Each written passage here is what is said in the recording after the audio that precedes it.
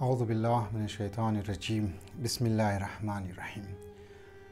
امیدوارم که خوب باشین. پروردگار علم شما رو در حفظ و امان کو بیله، مسائل ها و مشکلات شما رو انشالله حل کنه.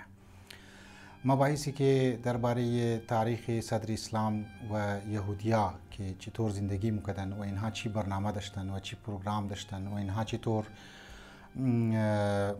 دمنی اسلام رسوخ کدک مطالب را شروع کده تاریخ یهودیا را در صدر اسلام و درباره موجوده مثلا حالات هم اینها را یک ربطی میدی و همو حقایقی که امروز مسلمان ها و شیعیان علی علیه السلام که دزنا بر سر پیکار هسته و روبرو هسته او را مو ربط میدی و یک کنکت مونی که تاکه متوجه شونی که دشمنی اصلی مسلمان ها کی است و واقعا متاسفانه امروز جهان اسلامی مالک در خواب غرگوش هسته و یاد عیاشیای خو مبتلا هسته که بعدا ما اینها را رفت میدم امزی تاریخ اسلام که یهودیا چی پلانینگ داشتن که دمنی اسلام آمادن دمنی حکومت ها آمادن و افراد های خورینا اونجی رایی کدن تا اهداف شومی ازنا مکمل شونه. رسیدیم در مسئله که یهودیا که در رسول خدا یک حسد داشتن و یک جلسی داشتن. چرا؟ چون که اینها رسول خدا را از نسل حضرت اسحاق خیال نموکدن، گفتن از نسل حضرت اسحاق نیست و از نسل ابراهیم هست و مور قبول نداره. لذا اینها منتظر آخری پیامبر که از نسل حضرت اسحاق باشه منتظر زوسته و برای زو اینها هر کار رمونه، اینها چوچه کش مونه، اینها زنها را زبین مبره، اینها بیگناه انسان ها را مکشه و اینها خودونش تصریح کده که من کتاب های ازمو موجود هسته. این از یک طرف تاریخ اسلام هم وقتی که مطوق منی من تاریخ اسلام هم ایتر مسائل وجود داره. امروز میرسیم رسول خدا و بنی قریظه. یعنی بنی قریظه یکی از قبیله یهودیا بود در صدر اسلام. ای به وقتا می بنی قریظه که از یهودیان بودن، اینا در مدارس خود، در اسکول های خود اوصاف رسول خدا را قبلا بیان میکردن. یعنی میگفتن رسول خدا کسی که مای از طرف خدا و آخری نبی هسته، یعنی نشانی ها داره، یعنی اوصاف داره، یعنی خصوصیات داره. وقتی رسول خدا مبعوث به رسالت شد و رسول خدا اعلان رسالت خو کرد، اینها از بعد منکر شدن و من تاریخ ثبت است که بنی قریظه بدترین رویه و اخلاق را که رسول خدا داشت. یعنی بسیار برخوردهای بسیار بد که رسول خدا داشتن. و وقتی که در رسول خدا در محاصره اقتصادی قرار گرفته بود، چون رسول خدا قبل از محاصره اقتصادی که از یک پیمان بسته کرده بودن که رسول خدا که یک پیمان بسته کرده بودن، این پیمان خو اینا میده مونن و پشت جبهه که قرار بگیره، ما در فرانت لاین خط جبهه مقدم قرار میگیره و خلاف مسلمان ها بر سر پیکار میشه. این قدر اینا که مسلمان ها و که رسول خدا دشمن بودن و برخوردهای از خطرناک بود که دمنی قلعه حسن بن ثابت زنهای مسلمانان اونجی پناه گرفته بود دستی امزی جنگها.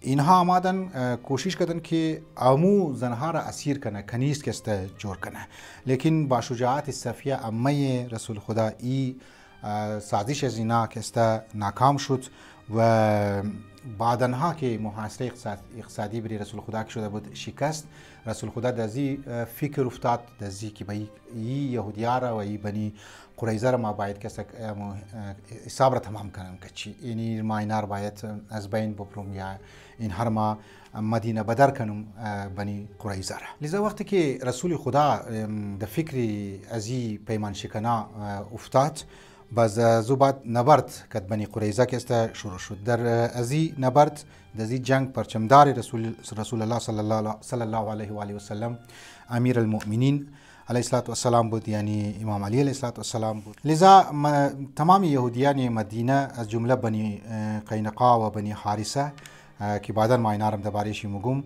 اینها را رسول خدا از مدینه که است بر کرد بعد از جنگ.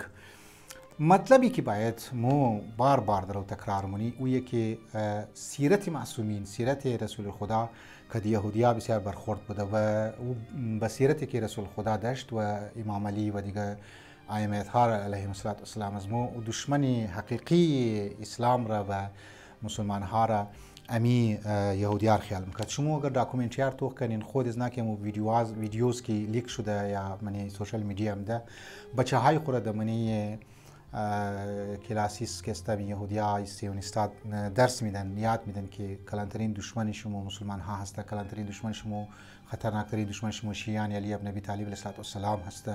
یک نفرت را اونا را من نامین دزه و اونا بالکل اقرار من که یان مو دشمن مو مسلمان ها هست، بلکه اینها در روی زمین علاوه از خود دیگه کسر انسان خیال نمونن. بنی قریظه که اینا بور کردن بعضی از بزرگای زمانی تاریخ هم ده زبیر بن باتا بود، کعب بن اسد بود، ایزال بن شموئیل بود، سهل بن زید بود، وهب بن زید بود، علی بن زید بود، قردم بن کعب بود، کعب و مانند از اینها مثلا امی قریظه را که از بنی قریظه را پیش بردن و اینا را از رسول خدا از مدینه بور کرده. خداوند متعال مو شمور توفیق بده که تاریخ را به عنوان یک آینه، تاریخ را به عنوان یک بصیرت، تاریخ را به عنوان یک تاریخ را به عنوان یک عبرت متوقع کنید تا بصیرت که است باید، یعنی تاریخ سبب شونه که بصیرتی از زیاد شونه. ما امروز میگردیم من سوشال میدیا اینقدر ایران فوبیا زیاد شده. در حقیقت یهودی لابیا اینا درو مخصوص که است کار منوری از اینا ممکنه دایرکت نکنه، واسطه به واسطه کار مونه تا مردم از مور از دین بیزار کنه، از مذهب که است بیزار کنه و این نبردهای یا جبهه های حق و باطل را اینها را مربوط کنه به یک ملک، مربوط کنه به یک غزه مثلا فلسطین که اونا ناسیبیه و اونا وهابی هست و امو مطالب را یا حقایق را مسخ کرده که استگیری جوان ها پیش کنه. جوان های عزیز بیدار باشین، آینده بسیار سخت، آینده و مشکلات بسیار سخت در انتظار از مو هست. مو اسلام هیچ وقت جنگ نمیخواه، واقعا اسلام هیچ وقت جنگ نمیخواه. اسلام صلح، یعنی اسلام یعنی سلامتی، اسلام یعنی صلح. لیکن از او طرف اینها اگر آرام بشنوی بزرگای از مو و در مقابل از نایسادانشون باور کنی نه خانی شما میرسه، باور کنی نه خانی شما میرسه و شما را چوچکوش مونه و شما را از بین کسته مبره. این نبرد حق و باطل جریان در جاری هسته. این جنگ یک ملک نیست، این جنگ یک فلسطین نیست، فقط یک جنگ حزب الله نیست، این جبهه حق و باطل است. این اما باوندری رد لاین است، باوندری هست که اولا بیشی باطل ایلا بیشی حق است. اگر سبای روز ایران نمو یگو کسی دیگه اگر در خلاف از نبال مشود مو مطابق زو تاریخ اسلام سیرت معصومین بعض مو نهر حمایت مکدی. پروردگار عالم مو شما را در حفظ و امان خوبیله. والسلام علیکم و رحمت الله و برکاته.